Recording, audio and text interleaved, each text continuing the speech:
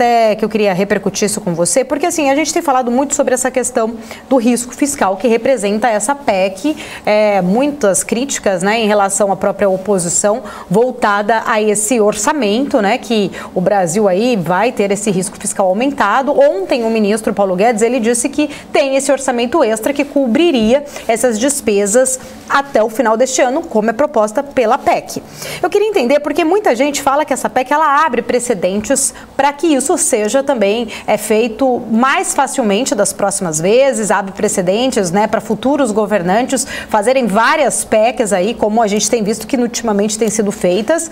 Porém, há uma outra questão. Se teremos um risco, né, de ter um rompimento de teto de gastos, né, como a gente tem trazido aí, essa questão muito delicada, emblemática, portanto, e a questão também se isso for mantido, porque assim, a gente não sabe o cenário, porém, a gente já viu que até o ex-presidente Lula, ele falou que se ele vencer, ele vai manter os R$600, não os outros auxílios, né, que tem ainda vouchers, enfim, mas ele manteria o valor. Eu queria entender essa questão, né, se a gente tem essa preocupação com o risco hoje, como que a gente vai sustentar um projeto desse a um longo prazo? Então, esse é um ponto fundamental, Paula. Do ponto de vista quantitativo de valores, a PEC não traz uma grande preocupação para este ano. Por quê? Porque provavelmente a gente fechará com superávit primário, a dívida pública diminuiu bastante, a arrecadação aumentou, a atividade econômica também melhorou, aumentando a arrecadação. Aliás, inclusive, isso tudo foi reconhecido num relatório que saiu ontem da agência Fitch, mostrando esses avanços. Então, do ponto de vista quantitativo, ok. Qual que é o grande problema? E aí é a sua ótima pergunta. É do ponto de vista qualitativo. Então, abre-se um precedente na mudança de regra de teto fiscal.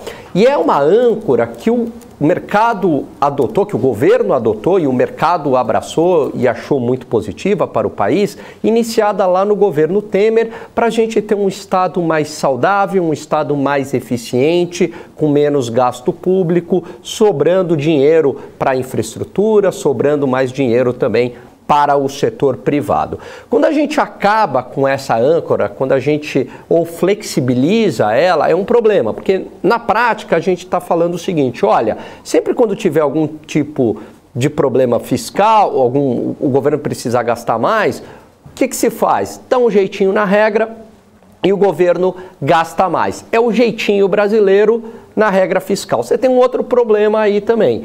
Houve um aumento de gastos para 2022 com o aumento do auxílio, por exemplo, do Auxílio Brasil. A questão é qual político que ganhar a eleição vai ter a coragem de diminuir esse valor?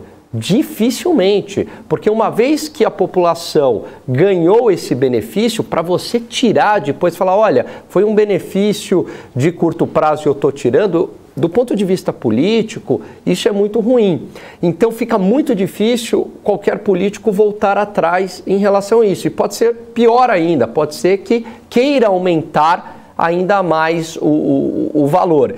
Então é uma situação mais complicada, não tanto pelo aspecto de valores, pelo aspecto quantitativo, mas pelo precedente qualitativo, né? O afrouxamento da regra institucional. Fica uma espécie de uma mensagem que é assim, ó, no Brasil a gente cria uma regra para ser cumprida, mas quando a gente precisar gastar mais, a gente dá um jeitinho na regra e gasta-se mais. E esse é um problema crônico do Brasil, não só no aspecto fiscal, mas eu diria, acho que até na sociedade brasileira, essa quebra da regra, esse jeitinho que a gente acaba dando, e isso, claro, tem suas consequências e é por isso que o mercado acabou reagindo mal em relação a PEC dos precatórios. Dos precatórios não, desculpa.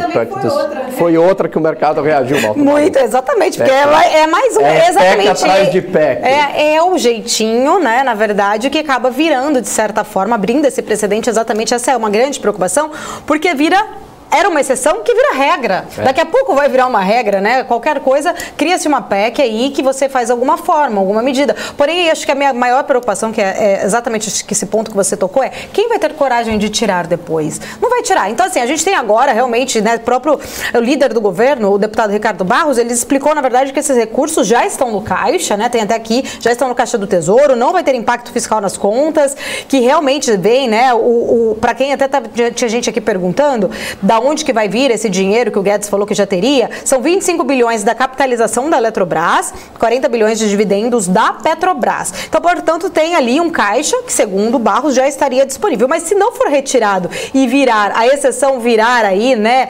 contínua, a gente pode ser que comprometa futuramente também, porque assim, aqui é um dividendos da Petrobras, mas a gente também não sabe o cenário da commodities futura, não dá para você prever que vai ter sempre esse caixa também. Então assim, se tem uma data limite, será que depois ela não vai ser tirada? Porque não vai ser tirada a data limite, que eu quero dizer, será que esse recurso vai ser mantido? E da onde vai vir então o recurso, né, para manter esse valor? Exatamente. Do ponto de vista, no curto prazo, do ponto de vista quantitativo, de valores, de cumprimento de meta, não é um problema. De fato, o argumento do governo está certo. Olha, temos caixa, não vai trazer problemas a curto prazo.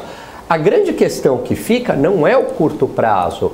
A grande questão que fica é o médio prazo. Basicamente, por criar despesas permanentes, que nenhum político vai querer mexer nisso. E o segundo ponto, a flexibilização de regras, sempre quando for necessário, dá-se um jeito. E aí qualquer governo pode flexibilizar as regras. E é isso que o mercado não quer. Ele quer que a regra seja cumprida. A gente conquistou bastante uma credibilidade em relação à inflação a partir do momento que a gente parou de flexibilizar, né? A partir do momento que a gente teve um comprometimento com o combate à inflação, que inicia-se no plano real e depois avança-se com o sistema de metas de inflação. Então esse que é o ponto. O mercado quer uma âncora e quer que essa âncora não seja flexibilizada. Tá certo. Depois eu vou falar um pouquinho mais até das curvas de juros, né, para entender mais o impacto disso, né, nesse cenário. Mas deixa eu trazer aqui, Gani, você vai gostar agora para a gente